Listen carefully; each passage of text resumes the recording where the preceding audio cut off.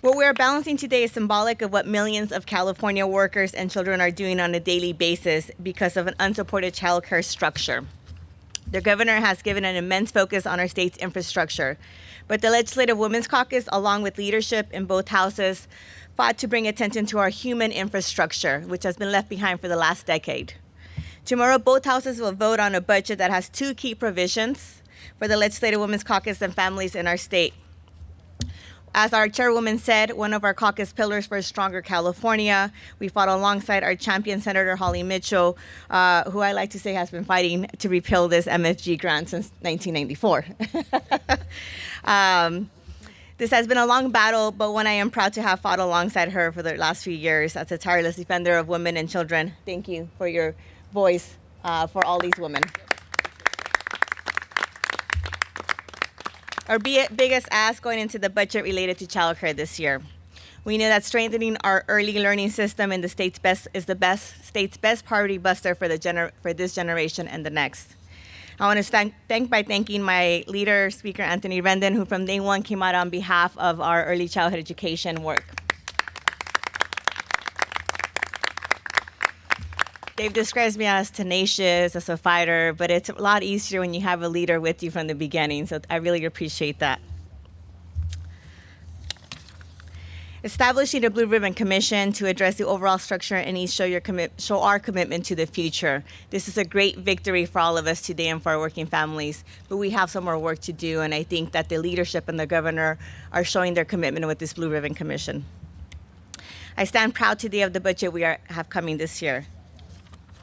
Creating quality jobs, not poverty jobs, for the child caregivers who are overwhelmingly women and predominantly women of color is common sense. We lose 1/3 of child care providers every year because our system does not support them or enable them to provide their own families. They also have no voice in the system where their expertise and input is sorely needed. Today we start to turn that page and have a new way of doing business here in California. The work I do is indispensable. The care I provide supports the jobs of the mothers and fathers whose children are in my care. They are counting on me to keep my doors open so that they can go to work or school.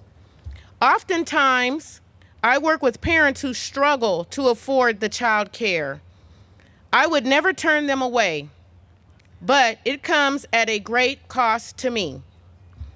Even with the 20 years of experience, I have 2 bachelor degrees, 30 hours of early childhood education, plus a teaching credential, multiple trainings and workshops under my belt. But I still make well below the minimum wage because the child care providers are not covered by the minimum wage laws. Child care providers are constantly living on the edge, and many are forced to accept public assistance because we earn as little as $5 to $8 an hour. It's a shame when we qualify for the same assistance we provide. Finally, after 20 years, I am proud to say the tide is changing. With the budget agreement on child care, California has taken a huge step forward for our children that will pay dividends for generations. Specifically, this budget increases the license exempt rates from 65% to 75% of the newly increased regional market rate. That hasn't been increased in a decade. Increases to the regional market rate to 75% of the most recent survey, with the intention to move to 85% in the coming years. Increases the state reimbursement rate by 10%. Provides a total of nearly 9,000 full-day slots. This is key, full-day slots to preschool slots over the 4 years, providing access to childcare in other capacities now. These increases reflect the need of childcare workers today. We haven't seen significant increase in rates in over a decade, and they are tied to rising the minimum wage, so we know these rates will continue to rise along the way. These childcare increases requested by the Women's Caucus, along with the repeal of the maximum family grant, account for the largest continuous expenditure in the budget. Ladies, Women's Caucus, congratulations on that victory.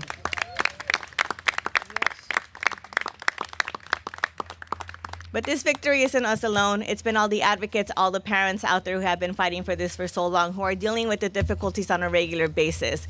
And we're going to continue to grow on today's victories. We know we have slots that we have to work on, and we're all committed to make sure we're working on that.